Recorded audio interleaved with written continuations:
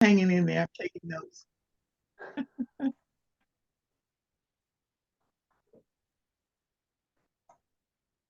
Great. All right. Thanks everyone for joining us. I'm guessing we have quite a few new people in this session. So I would like for us to do a quick introduction. I'm Robin DeFalco with the Community Development Office in the Division of Local Government, supporting local governments on innovative affordable housing strategies.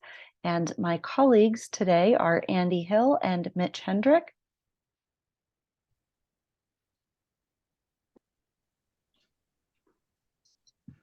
And they're here, and they'll chime in as we move through.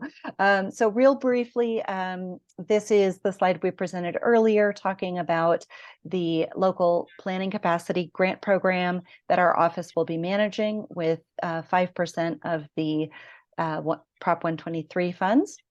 The grants will help local governments increase their capacity, particularly in their planning departments, working on land use, permitting, and zoning applications for housing projects.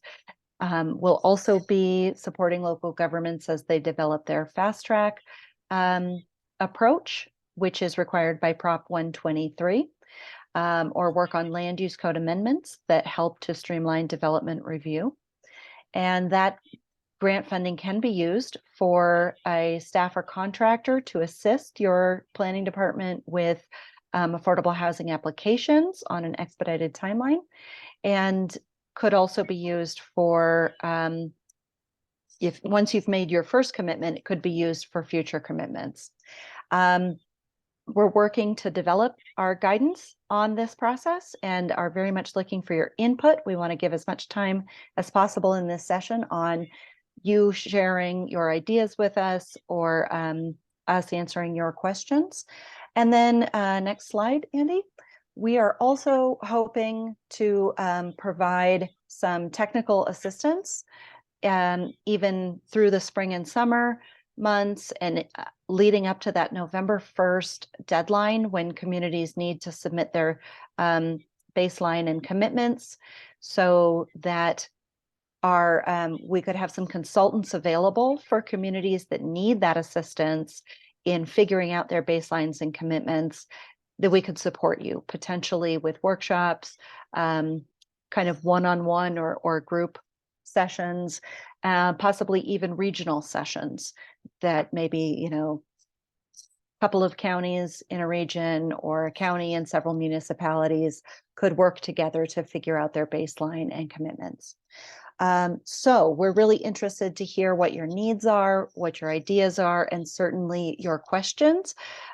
We will be monitoring the chat and try to address things in the chat, but because the session's recorded, please raise your hand. It's great if we could get your question verbally, and then we can all have a discussion here.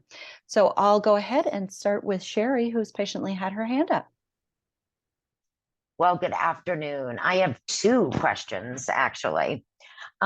One is related to how are units in our 3% commitment being counted? For instance, do they include things like increasing emergency beds, increasing transitional beds? So that's question number one. And then what is the process? Because a lot of this commitment is based on permitting. If we have organizations who purchase, for instance, a fourplex that they plan to use for affordable housing, but it's not going to require a permit, the house is in fairly good condition, do we as a city need to create a form, or how do we institute that when permitting may not be required?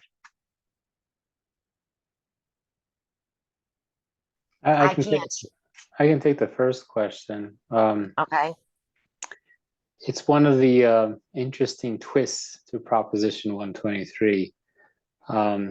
Is the scorecard, if you will, and the affordable housing definition, and the baseline, the commitment is all on development, right? So even though you're using it to unlock money that goes towards homelessness, rental assistance, et cetera, right? the scorecard is completely on development. So it'd be new development or conversion of existing non-affordable housing stock to affordable. And the permits that would be counted would be for that purpose only. So that's an interesting aspect of Prop 123. And I didn't quite catch the second question. Do you mind repeating it? I was thinking about your first question. Yeah. The second question is, if we have individual service providers that might be acquiring a property, so it's going to expand affordable housing and be used in that perspective, but it may not require a permit. Would our city develop a permit for this process? I think we're quite confused on the permitting piece, right? Because not all expansion or affordable housing may be requiring permitting. Yeah, that's a great question. And this has come up before. And mercifully, just like the fast track, not as much time as the fast track, we do have some time to figure out what that looks like, because you've got 3 years, right? If you apply or submit a commitment by November 1st of this year. But it's something we need to figure out sooner than later, because it's going to help inform people on the decision-making side. But local government pointed out recently to me that they're so small and so rural that they don't have developers really doing much of anything in that jurisdiction. And any affordable housing that's being built in that jurisdiction is usually by that very local government. And they don't issue permits to themselves. So what would that look like? So that's exactly. So this is going to be part of that discussion that we working with all of you, us, Division of Local Government. I suspect that WEDA and CHAFA will be involved in those conversations, developers, et cetera, about what that really should look like in that scenario. And of course, probably Gary, since they're the ones that came up with the language, what would that look like in that scenario where there is no permit that's issued, but there is affordable housing clearly being built in that jurisdiction? It's a great question. You're not the only one that thought of it. All right, thank you. Thanks, Sherry. We might not always have the answers, but we will try, and we'll try to follow up with you once we can track down the answers. Bart, please ask your question. Yes, I'm a private developer, and I may not be on the right call here, but I thought I would ask. Do I have to engage my local government, city, county, to apply for 123 grants, or can I use a 501c3 to work with, because I have ground that I think is very appropriate for affordable housing. I can't develop it under the cost structure that I have for affordable housing, but I think it would lend itself to it. But I don't know if I have to engage with my local municipality, or can I go through someone else? Because my local municipality has already told me they don't have anybody to write a grant. They can't help me in any way. And I'm just trying to figure out the pathway of what's allowable in 123. Yeah, I can take that one. The quick and dirty answer is you do not have to go through the municipality or the county for the unincorporated parts. The way Prop 123 is written out, and of course it's specific for each program. They're all written differently, and there's some nuances there. So you would have to read each of the 6 programs to see who's eligible for those funds. You'll see, for example, shoot, my slides aren't up, but just on the homeownership side, there's going to be some nuances and differences between homeownership. Within it, there's 3 programs sort of within that, and then comparing that to homelessness and of course local planning and development capacity. So I would read each one of those programs carefully to see who would be eligible to apply, right? First and foremost, but all of them don't require that you go through that municipality or county that submitted the commitment. Okay. And then if you are interested in particular about development, remember there's 2 parts as well. There's rental, which is on the OEDIT CHAFA side, and there's home ownership, which is on the DOH side. So keep that in mind as well. I'd be more than happy to send you the specific language for each of the programs in Prop 123, so you can see who's eligible for those funds. And the other important piece, of course, is all of this discussion is about what those programs will look like with regard to the application process. So more to follow as we dig deeper into it and get more feedback. But just from a high level, 10,000-foot view, Prop 123 does not require you to go through the locality that submitted the commitment. And each one of those 6 programs has some specifics about who's eligible for those funds. Thank you. Yeah, no problem. Great question. Bart, I might add that you might want to make sure that your local jurisdiction is planning to make a commitment, because otherwise funding wouldn't be available. And follow up maybe with the folks at DOH who presented earlier today. All right, our next hand up I see is Karen. Please go ahead and ask your question. Thank you. This is Karen Garrity from Golden. My question is, for the local planning capacity development program, is there a required match? We do not have the guidelines developed yet, but I don't believe that Prop 123 requires a match. So I think that's the answer. Great. Thank you. And I'll just throw out that we definitely will engage local governments on developing those program guidelines. I will say, at least Division of Local Government has a long history of requiring at least some match for various reasons. So I wouldn't be surprised if there was a small match, but we would love to hear from local governments. How far should that go? Because we definitely don't want to raise a barrier or a hurdle. Like Robin said, maybe we should just not have match, but that's something that we'll have to think through. And the other thing to consider is, for example, if you're trying to hire staff on, the funding may not cover the entirety of that staff person. It may only be able to cover a portion, and it is time-based. So if you bring someone on, is it temporary, or can the jurisdiction support them over the long term after the grant funding has ended? And real quick, there's an important point that was made in the chat by Andy Proctor, and I assume it's in response to the conversation with Bart, is that these requirements, these programs we're talking about, are specific to Proposition 123, right? There are other funding opportunities out there that are available currently, if you're interested in developing in these jurisdictions, that wouldn't be tied to Prop 123. However, if you want to utilize and apply for Prop 123 funds, that jurisdiction the locality has to submit a commitment to unlock those funds. So I hope that's clear as well. Thank you, Andy. That's an important point to make.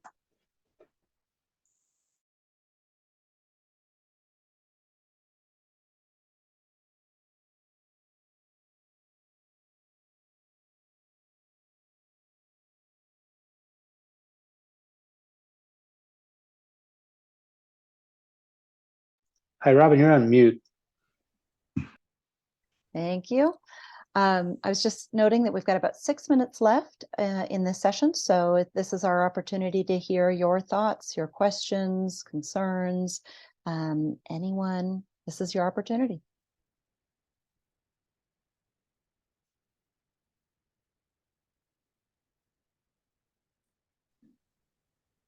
I think everyone's getting tired. Brain full. I would love to know, while you guys are formulating your questions, how many of you would like extra assistance from and need extra assistance from the Division of Local Government to help you with this year's baseline. If you want to raise your hand or put a note in the chat, that gives us an idea of how much demand might be out there for our limited funds. I see Zachary and Pamela have raised their hand, maybe to say, yes, please. Thank you for the assistance. Thanks. But I also want to give you the floor if, Zachary, you have a question. Yeah, can you hear me? Go ahead. Yeah, so was mostly just a fly on the wall for this, but wondering what role you anticipate for any of the cogs in this process, since because of some of the other work that we're mandated to do by the feds, we have a lot of data that is in this realm. So yeah, just wanted to hear your thoughts on that.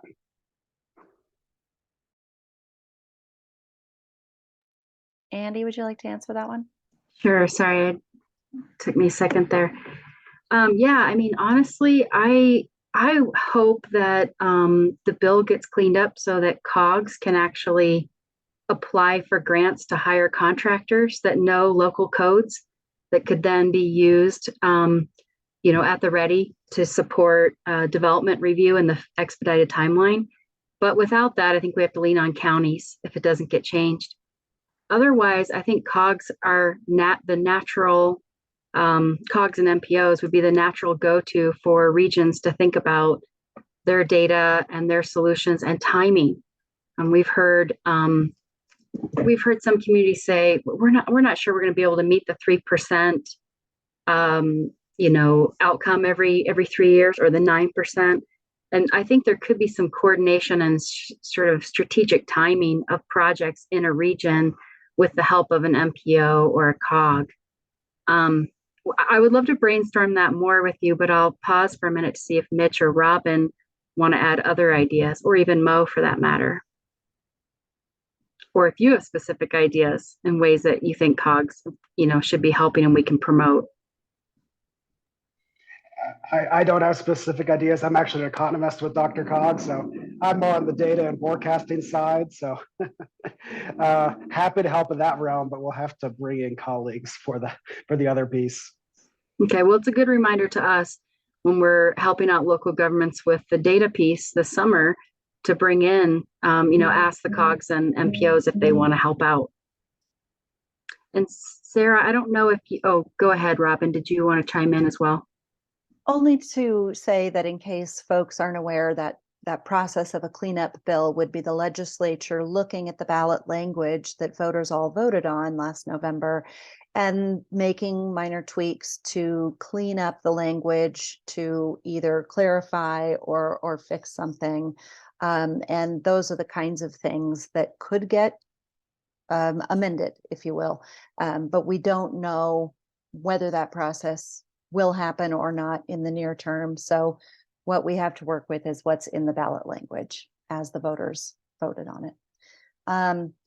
Let's see, anybody else on that topic? There were some other hands up. We're down to 2 minutes remaining in the session. If you would like to ask a question, let's see, seeing. Yeah, Robin, I think many of those hands were signifying interest in help with this year's baseline. I've got Sarah Tober, Jason Armstrong, Bill Cole, Tom Aker, Anthony Edwards, and Matt Jennings. So if anyone else didn't get captured in that, please let us know and reach out to us if you're interested in that type of assistance. Yes, please do. Are there any other questions in the last minutes that we have? Minute and a half. Let's see, did we put our contact information? Yes, earlier in the chat, Andy put some contact information. So please do reach out to us by email. And we're glad you could all attend. I guess we'll all be going back to the main room, the lobby, if you will, and we'll be wrapping up today's meeting. But we'll just stay on for another minute in case anyone has anything else.